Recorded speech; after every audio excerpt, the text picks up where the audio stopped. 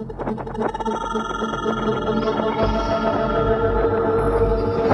saw the city in the deep, deep distance that was dark green and all these lights flickering and clouds flowing over it. And this all started after tremendous geometric patterns that are incredibly rapid that you cannot describe to anybody. They're so fast.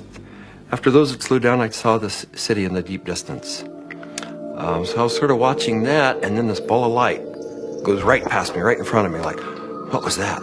It didn't scare me, except it was so close. After that, I started looking around. It's like you're in this place, and you're going, why am I in this place? And then I noticed that there was this woman off to my right with a real long nose. She had green skin. She was turning this dial, and I realized she was turning the volume of lights up and down on the city in the distance. And as soon as I looked at her, she noticed I was watching her. And she said, so what else do you want? I said, what else do you have?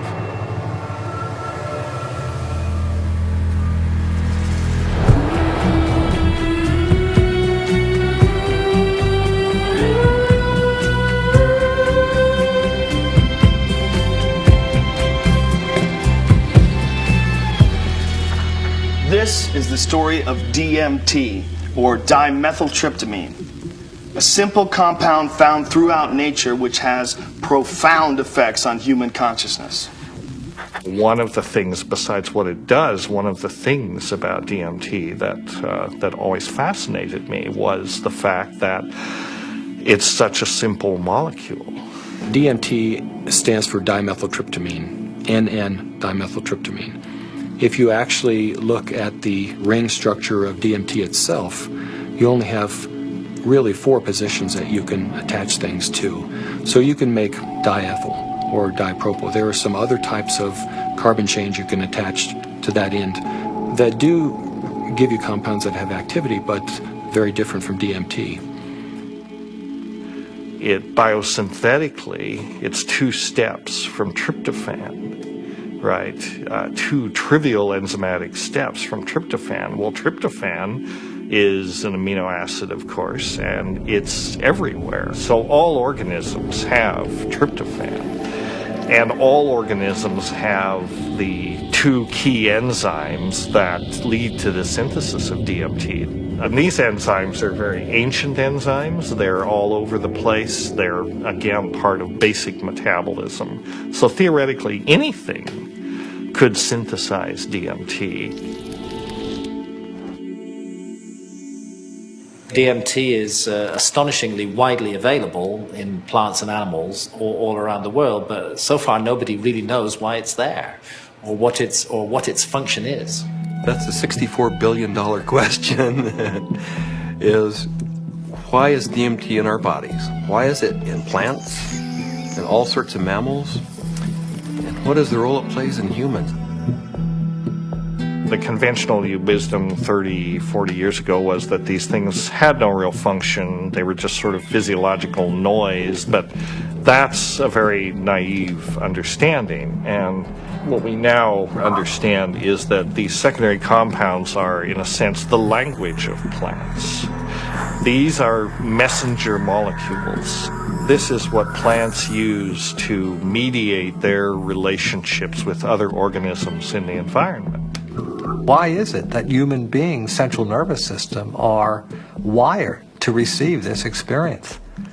Must be that, there's important information to be learned. So I don't think it's universally present in nature by accident. It has a real function. We have co-evolved with these plants. There's a purpose and a meaning to it.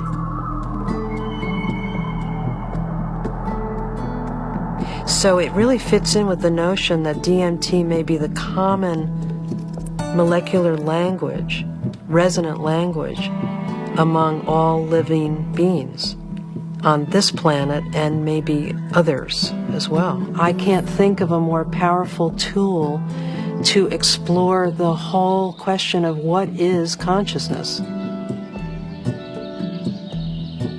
These substances are tools that can be used to expand awareness in all areas of life and apply that expanded awareness for the betterment of people's lives and their community, their families, and our society. The good news is that there's a growing number of Westerners and actually intellectuals, scientists, artists, movers and shakers, filmmakers, and so on, who realize that this stuff is all too interesting just to go on keeping it swept under the rug. And meanwhile, the Inquisition was a long time ago, the birth of rationalism was a long time ago. At this point, there's no good reason, apart from bad habit, to keep up these barriers. With the help of two concepts that are traditionally opposed, science and spirituality, we humbly reintroduce psychedelics back into the cultural dialogue. DMT, the spirit molecule, it's a conundrum, it's a paradox. What the spirit is the inner world, the molecule is the external world. So the psychedelics or entheogens take us from the science to the spirit. I was drawn to the pineal gland, which is a very small organ in the center of the brain, which has always been an object of interest and even veneration for a lot of esoteric physiological disciplines. I thought, it wasn't totally crazy to presume a pineal site of origin of DMT. Which, fit in nicely with my theory that the pineal was somehow involved in naturally occurring mystical states. This hypothesis proposes that the pineal gland at certain times, when it's under specific stress or stimulation, it releases a significant amount of this hormone, DMT, and it's that hormone that facilitates the entering and exiting of the soul in the body. This is what the Jewish sage mystics have been describing in a coded language for literally thousands of years. Through meditation, through fasting, chanting, any number of techniques, there might be a burst of endogenous DMT that was correlated with mystical and near-death experiences. And I had this theory that there is a big similarity between psychedelics and experiences that were possible with a lot of meditation. And that was one of the original findings that led me to start looking for a spirit molecule, for a compound in the brain that elicited mystical experience.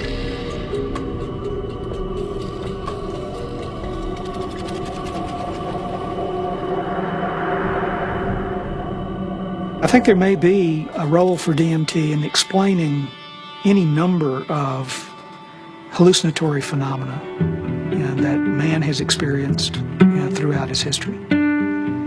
Creativity, imagination, dream states, changes that occur due to isolation, trauma, starvation, all of which produce hallucinatory phenomena. These hallucinatory phenomena are explainable by the presence of compounds known to produce hallucinations. And the only compounds that we know of that are capable of doing this are the class of compounds known as hallucinogens. When thinking about spiritual states, I think endogenous hallucinogenic compounds and molecules that the brain can potentially release are probably very relevant to this topic, because on one hand, they may really help us to elucidate what is the neurochemical mechanism of these experiences. I mean, if we can say that there's a release of endogenous opiates, or we can say that there's a release of dopamine or something like that, and we can measure that release and we can see where in the brain those different molecules go, what receptors they activate or deactivate, and hence we can really learn a lot more about what these experiences are, because it really can allow us to match up these experiences that people have with hallucinogens, as well as understanding where they are related in the context of the brain's receptors and the different parts of the brain that may or may not become active.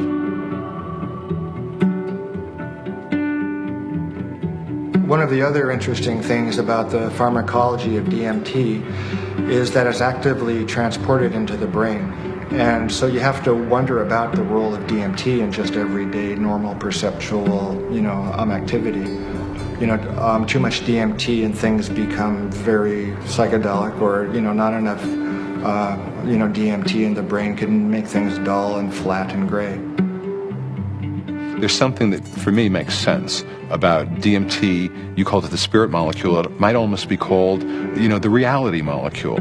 Philosophically, it makes sense that something that would be so fundamental to the way we perceive reality would be imbued out there in reality.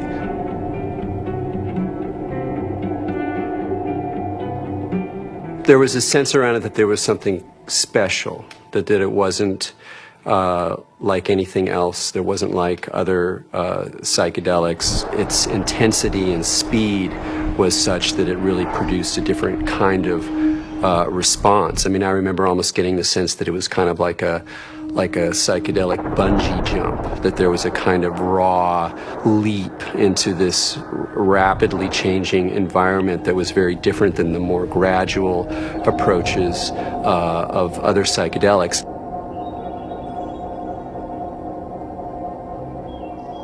Smoke DMT is sort of like the drive-by shooting of psychedelics. You're in one place, bang, you're in another place, and then bang, you're back down. So it doesn't leave a whole lot of room for that narrative of who am I, what am I doing here, why am I in this space, what am I learning? It's almost like there was too much information to process in that few minute span to integrate once you drop back down. Dimethyltryptamine, when it is administered, has a very rapid onset and a very short duration of action. This is because it's very rapidly broken down by the body so that it can be cleared. DMT is rapidly degraded by an enzyme in the liver called monoamine oxidase, or MAO. That's the reason it's not active when you take it by mouth. Whereas psilocybin, when you take it by mouth, it's not broken down by monoamine oxidase very quickly at all. So it gets through the liver and passes on into the bloodstream and into the brain.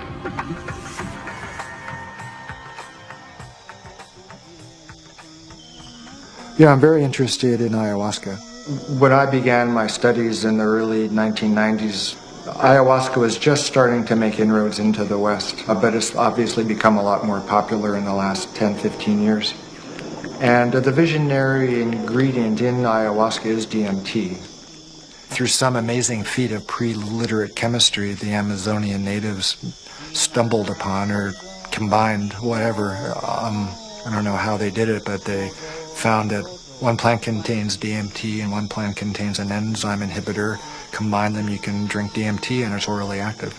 So it starts working in a half hour, lasts for 3 or 4 hours. And you can, maneuver a lot more comfortably within that state than you can when you're just smoking it or injecting it.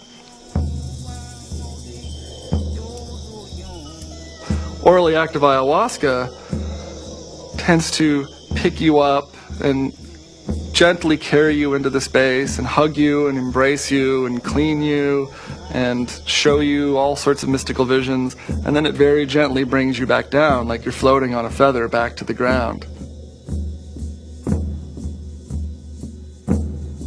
As valuable as my DMT experiences have been, I feel that there's a lot more enduring value really in this folk technology, which stretches it out and makes it a navigable space.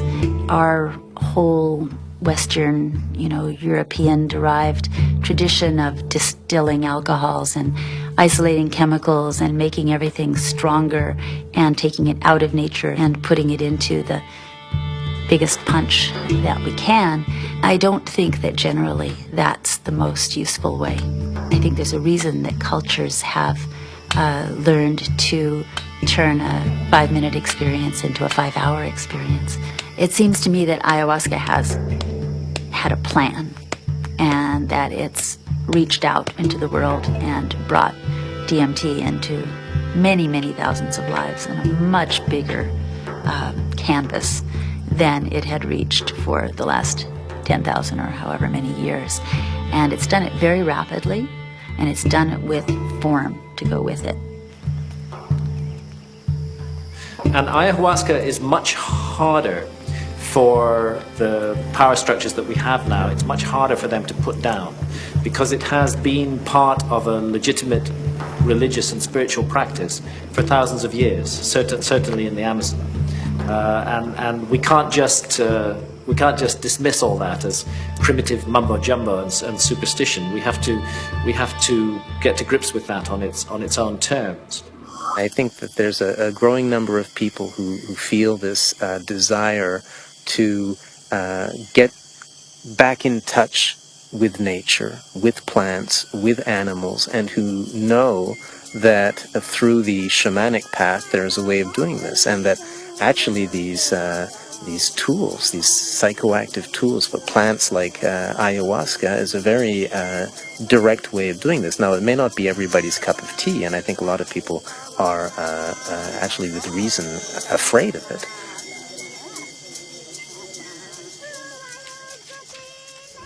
I think like a lot of people in my generation, I first heard about DMT through Terence McKenna. And it was a very funny way to become aware of such a powerful and interesting and anthropologically rich topic as a compound like DMT, because it really became more, it was almost more of a concept than something that people were necessarily taking. The DMT flash makes it clear that disembodied consciousness is a possibility. I think that the whole tension of history and the tension of life seems to be about the shedding of the body. Terence was he was a good promoter. Basically, he said it's the ultimate metaphysical reality pill. And even though it's not a pill, but I thought that was a pretty good characterization after I took it. It seemed to be of a different order than LSD and mescaline and some of the other things that were around. DMT really did seem to be a whole other level of experience.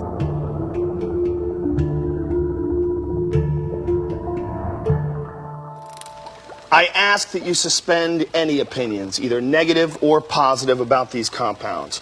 Whatever you believe their value to be, they continue to have profound effects wherever we find their use, whether it's contemporary Western culture or in the Amazon rainforest. It was in the 50s that the ayahuasca churches started going public. You know, that there was a kind of a transition from the indigenous Indians in South America to the mestizo people in the cities, and then these churches, you know, the Santo Daime Church and then the UDV Church a little later, started doing ceremonies that would made the ayahuasca accessible not just to Indians but to urban people in the big cities in Brazil, who are as far from the shamans as we are. In the early 1990s, the UDV established a branch of their church in the United States. In the late 90s, the U.S. Customs Department, along with the DEA, intercepted a shipment of ayahuasca. The church protested the government action. They contended that it violated the Religious Freedom Restoration Act, and the case was heard in the U.S. Supreme Court.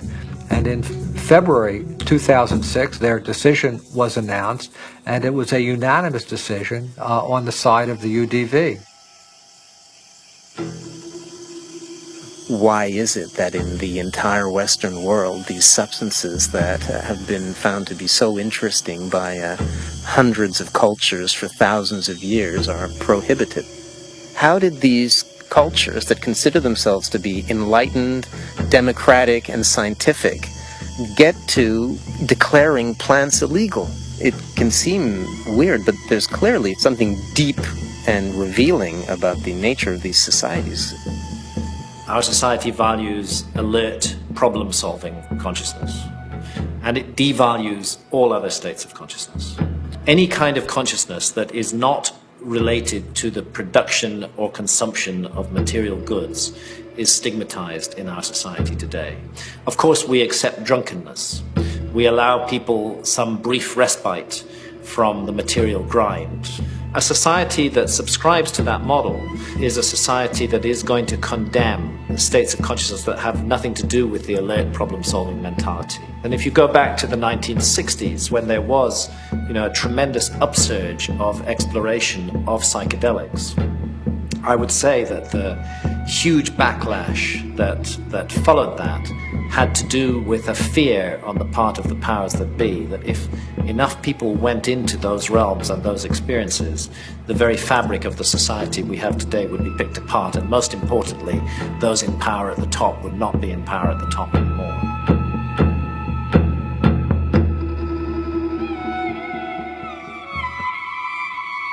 There was an optimism that was ungrounded, that Vietnam was happening, that all this real stuff was going on, and that the psychedelic movement wasn't really addressing that in a real way, and that Timothy and that bunch sold us a false bill of goods that didn't really work. We are now, whether we like it or not, in the psychochemical age. In the future, it's not going to be what book you read, it's going to be what chemicals do you use to open or close your consciousness. Chemicals can help us learn faster, chemicals can help us expand or contract our consciousness. The atmosphere in the 1960s was, we are doing research here, we are dedicating our lives to trying just about everything on the planet. So we would try it, then we would talk about it, then we would evaluate it. We regarded ourselves more or less as spiritual pioneers. I mean, the way I look at the 60s, you can see it as a kind of failed attempt at a mass cultural voyage of initiation. So people would try to go out into these other realities, but they didn't have a basis for it. There weren't wisdom traditions and elders, there weren't like connections of shamanic lineages, so people would go out and they would kind of like smash apart. Timothy Leary really so discredited a scientific approach to studying this, because he started off doing interesting research and then got into advocating use in a way that was incredibly threatening. Culturally, we reacted, and politically, it became impossible to do this sort of research. Funding agencies didn't make resources available. Regulatory agencies increased the practical hurdles for initiating this kind of research. And I think people who had interest in research of this type largely were discredited because of their interest in the research. Social, political, scientific issues that came together pushed these drugs out of the scientific marketplace.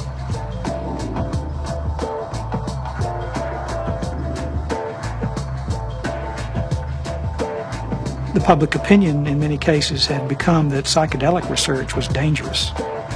The lay public was uninformed about the true nature of these compounds and what their importance may be in the understanding of perception itself. One of the tragedies to me is that the clinical research on these substances pretty much stopped around 1970. And for me, it's especially tragic because I really believe that these substances played a major role in the development of our philosophy and thinking throughout the world. And what a lot of people don't realize is that psychiatry, up until the 50s, the field in general had no concept that neurochemistry played any role in emotion or behavior, which today seems really bizarre. And the discovery of LSD and its potent effects on the human psyche occurred almost contemporaneously with the discovery of serotonin as a molecule in the brain. And it was really when people looked at the structure of serotonin and compared it with LSD that they really began to think, maybe neurochemistry plays a role in brain chemistry and behavioral states. If LSD had not been discovered, I doubt we would have had any of the drugs we have, at least not as quickly as we do for treating depression and so forth. Once these drugs became abused and scandalized, psychiatry had to really work hard, to distance themselves from any valid scientific scientifically meritorious relationship with psychedelics. Being a psychiatrist and saying you want to learn or study about psychedelics, it's not that well received. And I made one mention one time and was discouraged from really bringing it up again for actually a number of years. For cultural reasons, the whole class of compounds got pulled off the clinical bench, and no research has gone on for 40 years. So scientifically, I can't imagine a more exciting area to be pursuing. How does one go about studying these plants and compounds? Plants and compounds which produce unimaginable experiences and appear to shed light on some of humanity's greatest mysteries. In order to answer that question, Dr. Strassman conducted the first human psychedelic research in a generation.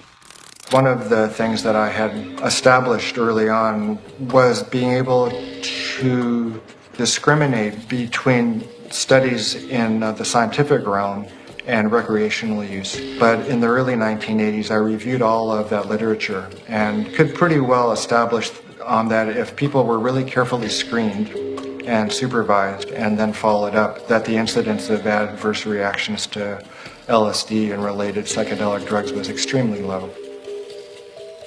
The drug or the compound or the chemical that seemed like the best candidate to sort of reopen the U.S.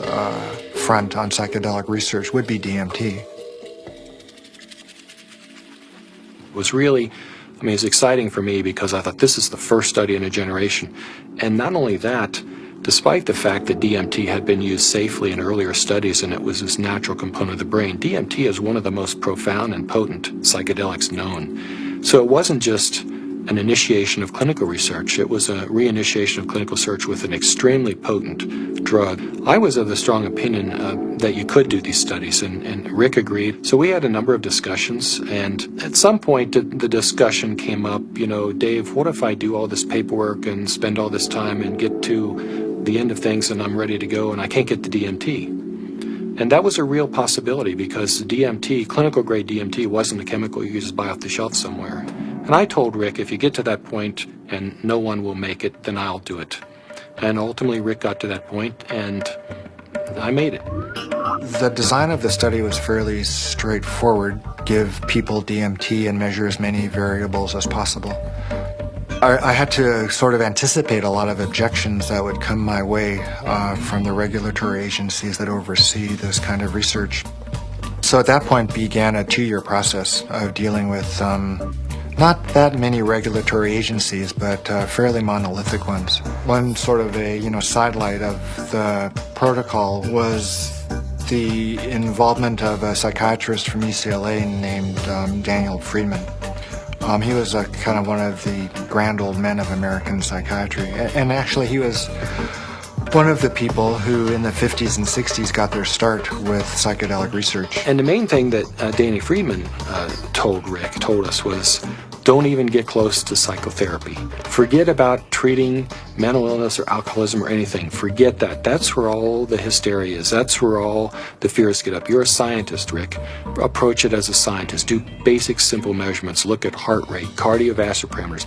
You won't get in trouble doing that. You can get it funded, and it's solid science. Rick did what he said, but then he still was able to get these, accounts of what happened. And that wasn't in the plan. That wasn't really what was proposed in the studies that were funded, and that wasn't what Danny talked about. But those were the spin-off that really made it interesting.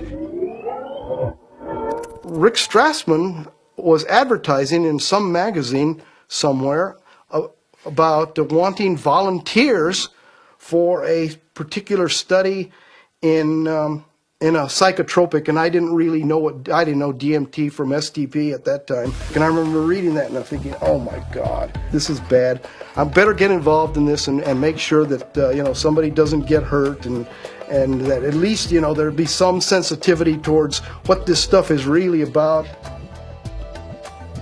I met Rick's research nurse at a party, and she heard me talking about that I had used peyote ceremonially, and she took me aside and said, there's something that you might be interested in. We're looking for subjects, volunteer subjects, for some unusual research. I was a little concerned that the study participants might be a little obnoxious. Maybe that's not the right word, but you know, people that were just seeking to do a lot of drugs, and they were very professional people.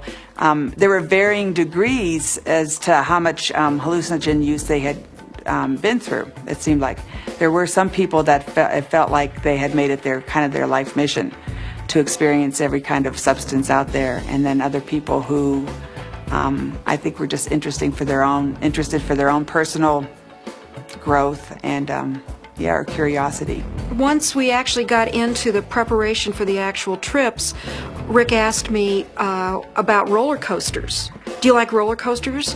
You know, the sensation of going up really high and then slamming back down towards Earth. And I said, no, I hate them. They're horrible. And he said, not good. I just wanted to go with the experience, learn as much as I could, absorb as much as I could, and be humble to it.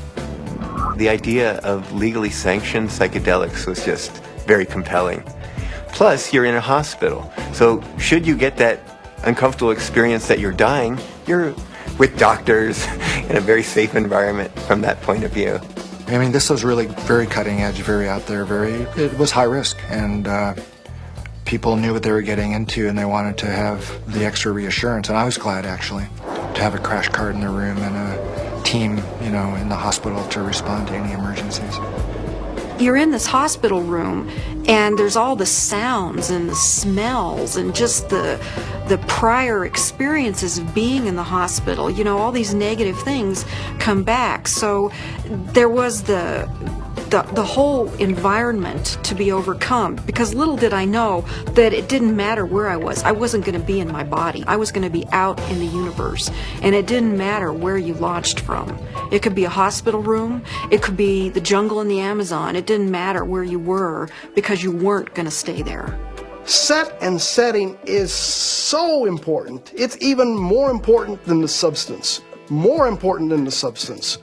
Set and setting is everything. Now, what is the set and setting when you are blindfolded? The set and setting is not what you're seeing. You're not seeing anything. The set and setting is your internal self. The things that you have learned, the capacities that you have achieved, the conditions of your own psyche and psychology, these are your set and setting. It's the medicine combined with or interacting with the set and setting that creates an effect of safety, of trust, of comfort, and of resourcefulness that makes it possible for you to take some big leaps and receive some big gifts. And if that's not there, you just get terrified. So I didn't really have physical fears so much that they would die or have a stroke. I did have some fears about people's mental health, you know, especially with some of the higher doses. We gave one gentleman who had a lot of experience with the drug one dose, and he didn't think it took him far enough. So then we gave him a higher dose, and he was gone. He was really gone. It reminded me of something from The Exorcist. I mean, he just boom, sat bolt up in the bed, and his eyes opened up, and they were completely dilated and black. And I almost thought he was going to turn his head completely around. And I remember looking at Rick, and Rick looked at me, and I thought, oh my God, he's gone. I hope he comes back. And he did. The countdown was like, you know, counting down for preparing for your death, like waiting to surrender.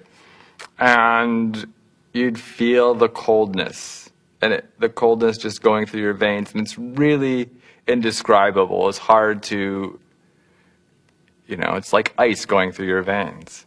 And the next thing that would happen, besides my racing heart, is this burning sensation would happen on the back of my neck. I mean, this was reliable. This is like clockwork. This happened every time that you shot me up with DMT. And then there'd be a hum, and the hum would get louder and louder, and to the point where it broke apart everything that I was or knew. It was just this.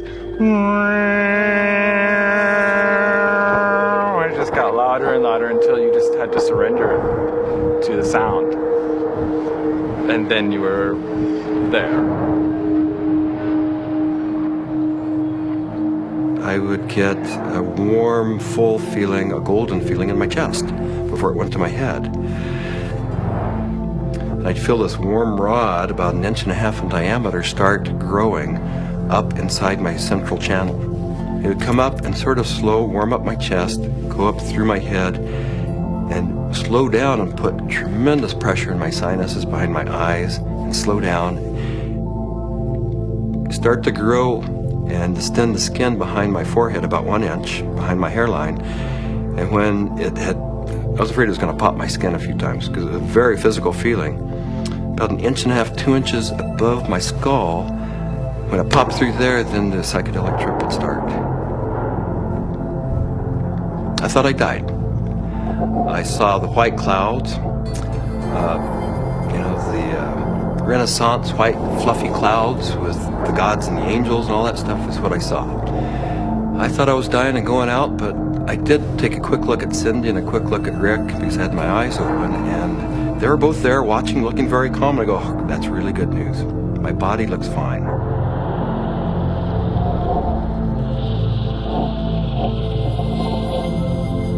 So I didn't know whether it was my birth I was re-experiencing, my death which was yet to come, because I know that time crumbles. The linearity of time is totally meaningless in these states. You are at the Godhead, the point where all time folds in on itself. More and more layers of my humanity start peeling off. Finally, the last almost the last layer, and I can't even describe what it is, but you have, at some reaches way in there, there is like the last layer of that which defines you as a human being, and it goes, you are no longer a human being. In fact, you're no longer anything you can identify. There was no concept of time. It was so disorienting. I was so terrified. I have never in my entire life been so terrified to be blasted out of my body, to leave my body behind, to be going at warp speed backwards through my own DNA, out the other end, into the universe. And so I went right into this white light. As soon as I went into it, I lost any sense of being different, any sense of what I was doing, past, any sense of future. It was absolutely blissful and euphoric, and I just felt like it wasn't I. I was everything. I was the light. There was no sense of separation, no shadows, no differences, no past, no future. It was all present and white yellow light. Then I felt myself falling out of this light, and as I fell out of it, I could feel the light was like a glow, like the sun with flames coming out and lapping out, and I could already start to feel this tremendous separation.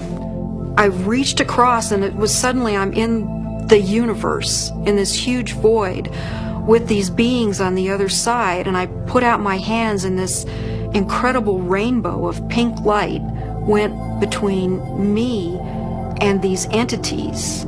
And I was trying to make it be like a white light, but it was this incredible pink light, this energy of love this capacity of love that we as human beings have, that I was trying to just send to them.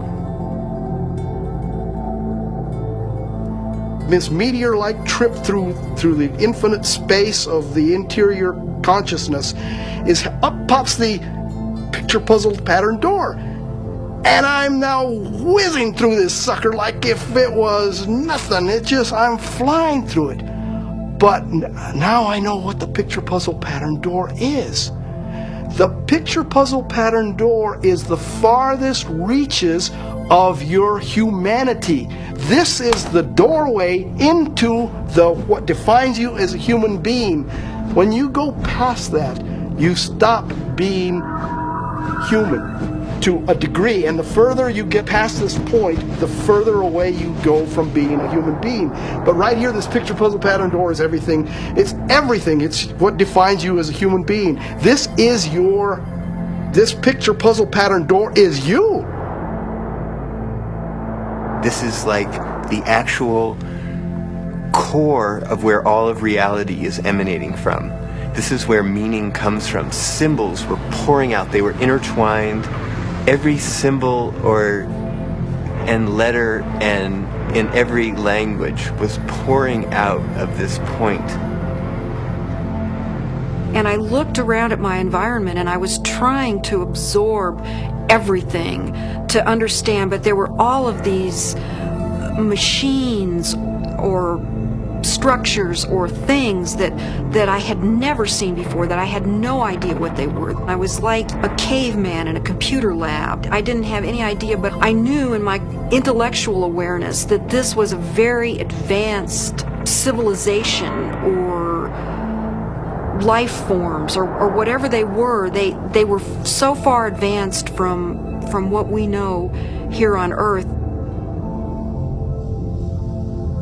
There's one state in it, I call it the hobby horses, and they're interlocking, reticulating, vibrating hobby horses, and I use that's what they seem like to me. They interlock and they form a visual pattern that seems infinite in scape. And then you're on the inside, outside, inside, every side, and so it's less possible to use, words sort of start to escape you. The texture of the space was very much like an animated Mexican tile. It seemed to be hyper vivid in color, in the Technicolor sense, but also very clay-like in earth, like with an earthen, pointing towards earth, but not really being of earth. And there was no I. There was just a sense of a witness being suspended in this incredible vaulted space, like a cathedral made out of stained glass of all imaginable colors, unbelievable brilliance and saturation of color, just this amazing pattern in this dome, this gigantic dome. It felt like the size of a small planet, and there were these winged beings. I don't remember exactly what they looked, but were like angels, something like angels, that were majestically kind of flying through the space. But there was something about the quality of how they were flying that was unique. I'd never seen anything like it. It was like, I don't know, the sense of another realm that was there. My sense was at some point there was this implicit sense, this is the divine realm. This is the divine realm. And it was not like a thought, but it was like this implicit kind of grokking recognition. It was all very, very impersonal until I got to the space where I realized that I was in the area where souls await rebirth. And I was there, and I had been there so many times before. I recognized it, and this incredible transcendent peace came over me. I have never in my life ever felt such peace. Everything was stripped away. Every hope, every fear, every attachment to the material world was completely stripped out of me. I was free to just be the essence of a soul.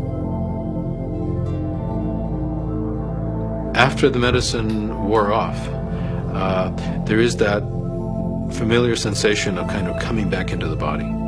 And I do remember that. That was part of almost all of those experiences of kind of coalescing back into sensory awareness and a sense of having a body and of that becoming a little more substantial, and then say, oh yeah, here I am, and I live in a body and I'm okay.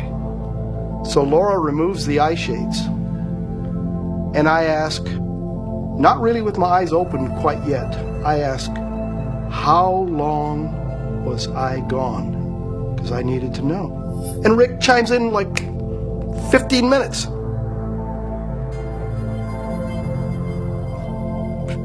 for a moment, I'm shocked. I'm like, you know, the mind, you know, has to try to catch up, because now the whole cognitive dissonance of the experience has to catch up. I was gone for 15 minutes. 1,000 years of experience in 15 minutes.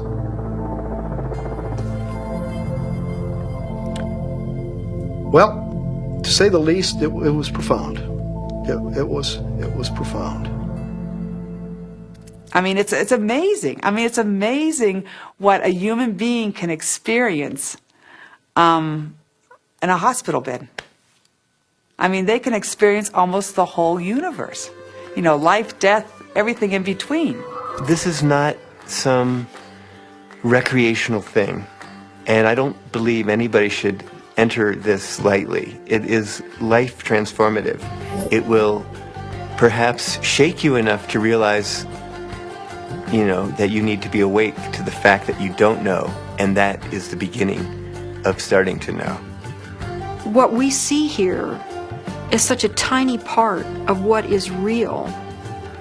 I get really frustrated because, of course, there's no way to prove that where I went was deep space, that I encountered, you know, other entities, other life forms that exist in this universe. At some point, maybe our civilization will become advanced enough and we will throw off these anchors of impossible thought, that these things are impossible, that it's not, you know, that everything that exists where we can see it. I wrapped up the studies in '95 and really just had to take a break for a couple of years. I was aware of a growing sense of discomfort with what I was doing because I just couldn't explain it. And it seemed to me if I couldn't model and explain what was going on that I was doing and just, you know, bringing people to the edge of these kinds of experiences, it seemed like I ought to. That it was a little irresponsible to be sort of pushing people off the cliff like that without really knowing exactly what it was and accepting and understanding and feeling comfortable with that model. And, you know, I think what began dawning on me after a while once I stopped the study was that I was really dealing with a spiritual phenomenon. What do these experiences say about the nature of reality, the nature of our minds, or the function of our brain that we can so quickly shift into these alternate realities? Let's take a step back and consider how these experiences inform us about ourselves, our consciousness, and the symbiosis of the two. It started seeming to me that what was happening with DMT, particularly with respect to some of these reports of entering parallel or alternate or freestanding parallel sorts of realms of existences, that indeed was what their consciousness was doing. The chemistry of their brain, which is the organ of consciousness, was being changed by DMT in such a way that they could then receive information that we weren't able to receive normally. Yes, there's the experiences from DMT and ayahuasca, and they have their function.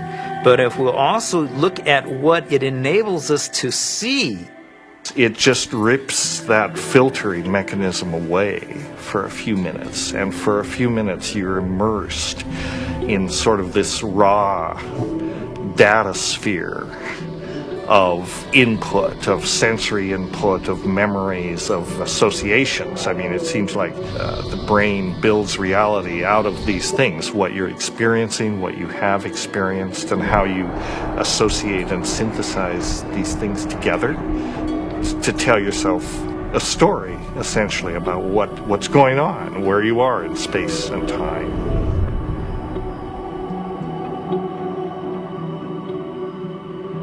It's the brain that helps us to process all this information and to create for us a rendition of what our world is all about. But we're trapped within that brain. However, in spiritual experiences where people feel that they get beyond the self, in certain types of psychedelic experiences where you have incredible sensory and other types of phenomena, people really feel like they are able to kind of get outside of their brain. We have to take a very big look at what is going on within them when they have the experience and try to understand how it happens physiologically and try to make sense of it from the subjective perspective as well as from the objective perspective. I don't think you can just say, let's just explain it away on the basis of science. What I was doing early on when I was hearing these reports were interpreting them, calling them psychological or brain chemistry aberrations or whatever, that there was a part of the brain that was being dinged that was responsible for the alien appearance phenomenon. This is not a new phenomenon. Entities in altered states have been recognized for an extremely long time in many cultures over the millennia. Helpers, spirit assistants, angels, all of these different entities have been fairly common throughout man's experience of altered states and through much of man's mythology.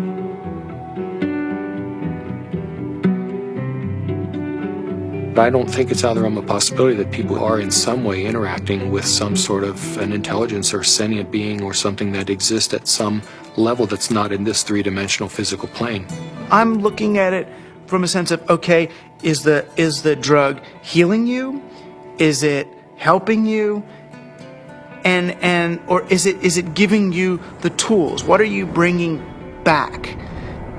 What you bring back, I think, has to be something more than there are these entities out there. The best psychedelic explorers are people who realize that even the truths they see on a trip are not truths, but new models, new what-ifs, alternative frames. Unless there is a map and a clear methodology, then one will just have a variety of different experiences. All these various experiences that have been reported from NDEs, near-death experiences, alien abductions, alien encounters, sexual ecstasy, I believe all of these experiences, in fact, are fractals. If we understand the concept of fractal geometry, no matter how small it is, it contains everything that is in the larger picture. And thus, that validates profoundly all these various experiences. To count the phenomenon as hallucinatory or imaginary, I think it's maybe more useful to look at a mechanism of action. If it is real, then perhaps how does it work? Look, there's extraordinarily regular phenomena that come up with these things that are clearly linked in many ways to these larger human issues around mysticism or religious experience or encounters with other entities. And here we have it. And if you can't go in there and really go in there and account for this material inside your neuroscientific framework, you're leaving a huge gap. You got to account for this stuff the way you got to account for dreams, the way you got to account for all sorts of psychoactive responses. Using DMT as an explanatory model, as kind of the mediator between our consciousness and a consciousness of a non-corporeal sort of reality, it's handy. With DMT, there are no words. I would try to wrap mathematical vocabulary around the experience afterwards. I specialized in the metaphor of vibration and how vibrations in fluids created form in fluid, and that would be the key to the relationship between the spiritual realm and the ordinary realm. This was the window that was opened by DMT. Using psychedelic drugs or other types of pharmacological substances can help to induce a state where people feel that they touch a deeper sense of reality, where they understand reality on a more fundamental level, and they gain a great deal of insight and knowledge into the ways in which the world works and how they are, as a human being, supposed to relate to that world. DMT is somehow, it seems to me in my experience, more of a breakthrough than LSD, mushrooms, peyote, and so on. It's instructive. It's more supportive of future evolution and the creation of the future. And it is in itself more of a mystery. How could this little stuff produce something that has intelligence, that is actually a doorway to another reality? So what is the nature of reality, and what is the nature of how we as human beings experience it? Can we understand it better? Are we capable of understanding reality on some very fundamental levels? And what do we need to do in order to prepare for that? You know, there are parallel universes, it seems, at least that's a theory in modern physics. There is dark matter, which is a huge amount of the matter of the universe, maybe 95% or more. As radical an idea, it's just a logical extension in some ways of, instead of using a machine to see more than we normally can see, we're using the brain. There are fields which are undiscovered so far, which have nothing to do with anything that is discovered so far. The gravitational field, was unknown before the year 1604. The electromagnetic fields, unknown before the year 1830 or something. All of these, what we call the fundamental fields of mathematical physics, are new discoveries. Dark energy is also even newer discovery, and beyond that are maybe more discoveries yet coming beyond our cosmos itself, in higher dimensions, as they say. I still don't have very much use for the concept of God, but I do believe that there are higher levels, transcendent levels of reality, and I'm actually now starting to really believe that the brain is not the source of consciousness, is not really who we are, but is more like a radio tuner for something way bigger. Are these experiences, spiritual experiences or otherwise, are they created by physiological processes, or is the brain itself responding to something that's going on? And the fact that somebody may actually find a way of turning on their brain to spiritual experiences, again, I'm not sure that that necessarily diminishes the reality or the realness of what those experiences are about. If the pharmacology or the psychopharmacology of psychedelic experiences turned out to be essentially the same as religious or spiritual experiences, it would help us to understand where these experiences are occurring within the human brain. I'm actually quite convinced that we're probing the biological basis of moral and ethical behavior. I think these primary religious experiences really are at the bedrock of the world's religions. The research and knowledge and speculation about the pineal body and DMT is in fact the hand of God that is interacting with our natural evolution to stimulate and accelerate the process of redemption of individual and of collective global enlightenment. Because of my ayahuasca experiences, I consider myself a spiritual person. I know things now that I could never have known otherwise. This experience is so familiar for a lot of different people, and is so easily acquired, and so much information comes with so little effort that it is a kind of a miracle. It's a miraculous way for us to transcend ordinary reality and obtain maybe an intimation of what's necessary for survival. Ranging from new forms of medical treatment to a better understanding of the universe to life-changing spiritual revelations, these natural tools offer us the ability to seek greater knowledge. Tools that could positively affect life on our planet. Let's answer Dr. Strassman's question. If so, so what? Because of the collapse of consciousness, spiritual and scientific knowledge split apart. Both these modes of knowing have to come together. In other words, science and technology, from a traditional religious perspective, is not an extra. It is part of the process by which humanity is going to evolve into its next stage. How do we find like the right form for psychedelics in the future? I mean, assuming that psychedelics are part of the human future, right? For that, at the moment they're still, generally repressed and suppressed and legal. If that were to change, how would we begin to construct a kind of system that would allow for a kind of rational and mature exploration of psychedelics?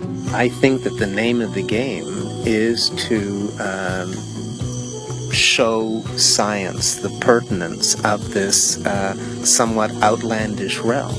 And it's not just crazy stuff. It shouldn't be considered as, let's say, not even worthy of interest or illegitimate.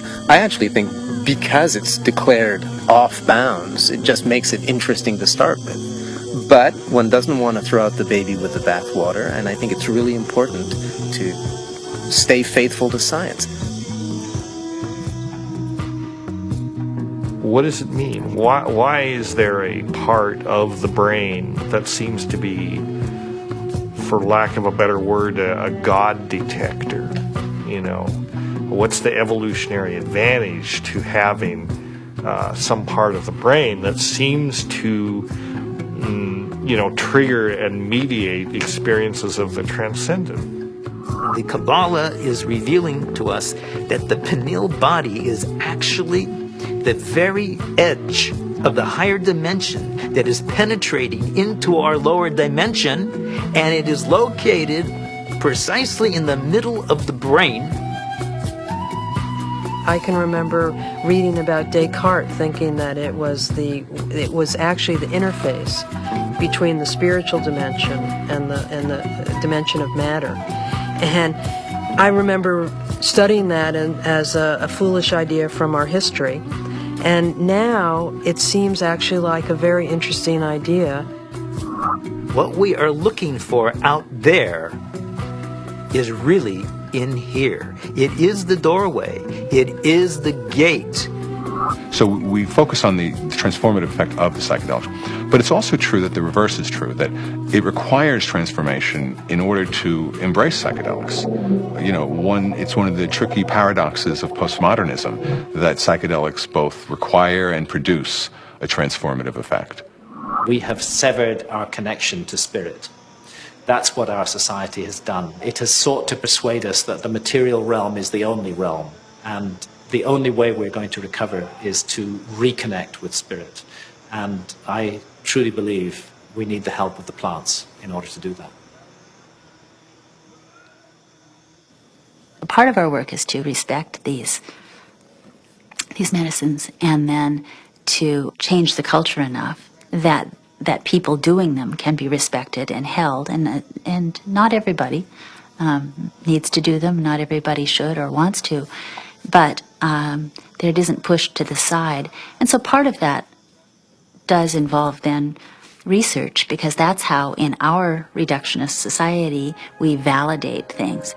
With the passing of the years and the opportunity for sober reflection, I think there's a growing appreciation that there may be something to gain from studying these compounds, that there's a lot we can learn, and there may very well be treatment models, particularly for patient populations for whom conventional treatments are ineffective, for whom the psychedelic model, when utilized optimally, may provide great benefit. I think the most important thing that we could do right now that would be fairly straightforward to do is to ask and answer the question of whether ayahuasca could help people who have drug and alcohol abuse. And given that we know that DMT and similar alkaloids have a very strong effect on the same receptor sites that are involved in depression, and the notion that most people, in my experience, who use drugs and alcohol are self-medicating a deep depression or an anxiety. I've had permission now over the last few years to utilize psilocybin, which is the active alkaloid in hallucinogenic mushrooms, in the treatment of patients with advanced stage cancer who have anxiety. We're treating the anxiety, not the cancer. Now, psilocybin is 4-phosphoryloxy-NN-dimethyltryptamine. So obviously, from a chemical structure point of view, very similar to DMT. Ultimately, what I want to do is see these things used in the way that they were used traditionally, to heal people, help people. And right now, helping people come to terms with dying. It changes your whole relationship to your death, your impending death. Believe it or not, you're going to die. And now, with this tool of having crossed over already, some of the fear around that will disappear. Now I'm beginning to wonder whether consciousness may actually survive biological death, that maybe the model that we've been working under in psychiatry and the behavioral pharmacology model is just wrong. It's backwards, actually. That consciousness is primary in the universe and matter is a result of. Utilizing substances like DMT or 5-methoxy-DMT may really help us prepare by practicing a transient dying experience. Thus far, we're observing very positive effects in regards to the nature of experience during the session and then subsequent effects on mood regulation and anxiety control, pain perception, and overall quality of life for cancer patients. By and large, our subjects do quite well in the time they have remaining. For those people who do come to terms with it, part of it is a recognition that these psychedelics open up a space that they weren't aware existed and sort of give them a vision of what could be past death, as well as a better perspective on the accomplishments they've made in life, a better feeling about what they've done in their own lives. But I think all people who have psychedelic trips and meditations and so on are poking more or less into the same higher realm and receiving some information from there. If we can develop this could be absorbed into ordinary science that we could approach with the scientific method and so on, then our intelligence, our capability of survival on planet Earth would be increased. I mean, we're a dying species. We live on a dying planet. We're killing the planet. So our disease is extremely serious. And therefore, we're desperate to find new information, ideas, and so on that can transcend. We have to evolve. And I think our intellectual evolution may be predicated upon the psychedelic pioneers. It's so easy to change the world. I mean, and that's the kind of thing that you can see on psychedelics. If you don't get trapped in the beauty and awe of the psychedelic experience itself. You know, it's like looking through the chandelier of reality from a different vantage point. You know, you can now project through those crystals in another way, and it's beautiful. But, okay, now come back, now come back. I think if I ever were to resume giving people psychedelics, particularly DMT, it wouldn't be just to kind of tinker with brain chemistry and just see what's happening. I think one of the things I also learned in the research is that you just don't want to give drugs and see what happens. That's a little, I don't know if callous is the word, but that's the first word that comes to mind. I think if you're really going to open people up like that, you need to do it for a purpose, not just for scientific curiosity. And I'd like to be helpful rather than just sort of smart or clever. To my mind, is this kind of two-edged sword of simultaneously opening up to the numinous world, to the world of messages, the world of spirits, the world of entities, and at the same time rigorously taking that material into the acid bath of neurology, into sociology, into the ongoing construction of reality. And that the wisdom that these things bring is this kind of very tricky mixture of authentic religious experience with gods and messages and clear signs, and a sort of remarkable mirror of the mind. The curiosity, perhaps the uniqueness of the human creature, is that we live in both realms. We have the ability for spiritual experience, and we have the ability for physical experience. The agenda of the spirit world, if there is an agenda, is to allow us to experience our full potential and to deliver our full potential. And maybe the choices that we are making right now as a civilization and a society rebound far beyond ourselves. And I think DMT is a forcible reminder that there's a lot more about reality, the universe, ourselves, the biosphere, whatever, that there's a lot more to it than we imagine.